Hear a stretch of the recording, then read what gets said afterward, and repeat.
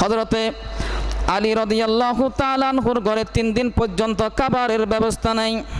হযরতে ফাতেমা বলে, ওগো আমার প্রাণের স্বামী, আজকে 3 দিন পর্যন্ত উপবাস, কোনো খাবারের ব্যবস্থা নাই, কোনো দিরহামও নেই, এখন কি করবেন? আমার একটা চাদর আছে।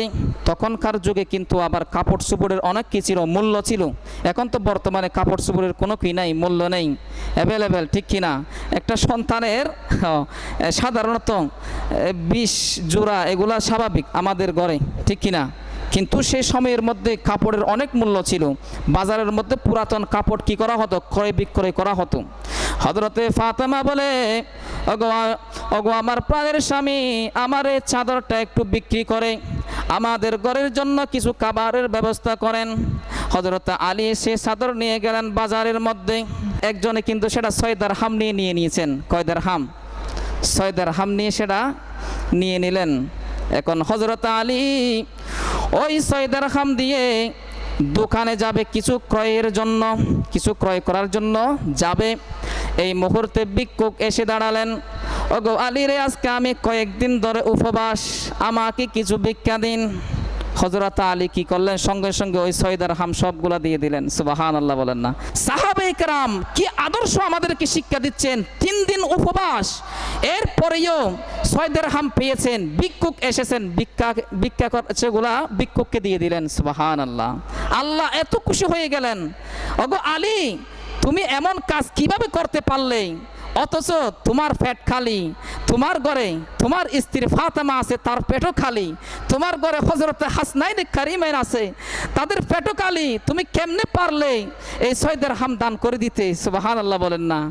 জিবরাইল আমিনকে বলতেছেন, জিবরাইল তাড়াতাড়ি যাও, তুমি ব্যবস্থা করে দাও আমার আলীকে। হযরতে জিবরাইল আমিন জান্নাত থেকে একটা উটনি নিয়ে আসলেন। কার কাছে? হযরতে আলীর কাছে। হযরতে আলী চলে আসতেছেন কোথায়? ঘরে চলে আসতেছেন, হাতে কিছু নেই। হযরতে ফাতেমা দাঁড়িয়ে আছে ঘরের দরজায়।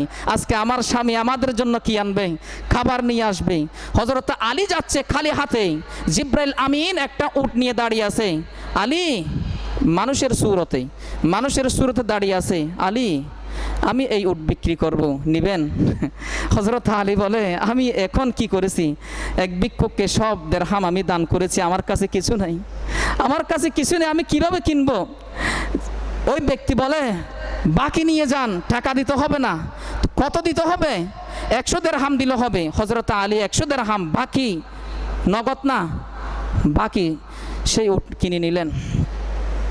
সেই উট এখন নিয়ে যাচ্ছে কোথায়? সেই উট বিক্রি করার জন্য নিয়ে যাচ্ছে বাজারে। আরেকজন মানুষ উপস্থিত, সেই মানুষ বলতেছে, ওগো আলী, এই উটনি নিয়ে কোথায় যাচ্ছেন? আমি এটা বিক্রি করতে যাচ্ছি। কত দিয়ে বিক্রি করবেন? হযরতে আলী বলে, আমি সেটা 100 দিরহাম দিয়ে ক্রয় করেছি, আপনি কত দিবেন? ওই ব্যক্তি বলে, আমি আরো 60 দিরহাম বাড়িয়ে দিব। কত দিব? আরো 60 দিরহাম বাড়িয়ে দিব, অর্থাৎ 160 দিরহাম দিব। এখন লাভ হচ্ছে কত? 60 দিরহাম হযরত আলী দিয়ে দিলেন। এখন 60 দিরহাম তিনি যা কিছু খাবার নেওয়ার নিয়ে বাকি দিরহাম দিয়ে কোথায় চলে গেলেন?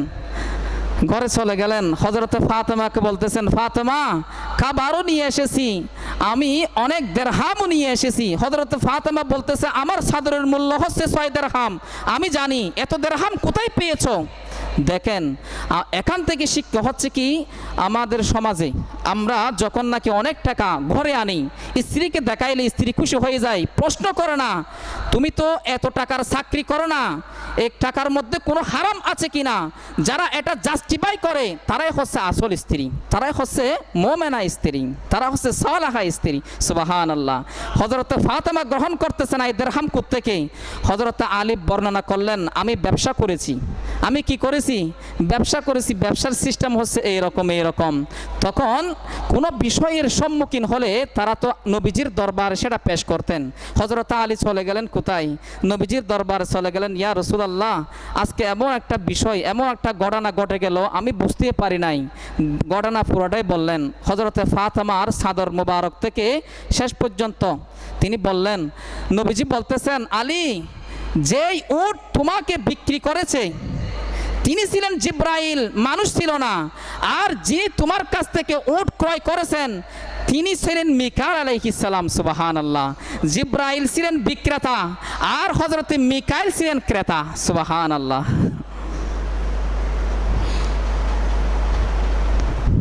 তো হযরতে আলী রাদিয়াল্লাহু তাআলা আনহুকে বলছেন, আলী, তোমার কাছে আল্লাহ তাআলা তোমাকে যে 3টি রত্ন দান করেছেন দুনিয়ার কাউকে দান করেন নাই।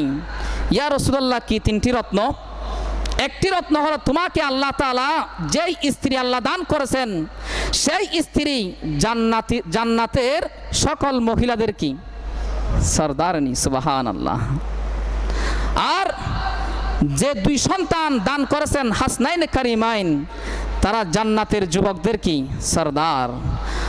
আর তোমাকে আল্লাহ তাআলা এমন শ্বশুর দান করেছেন যিনি সকল নবীদের সরদার, সুবহানাল্লাহ।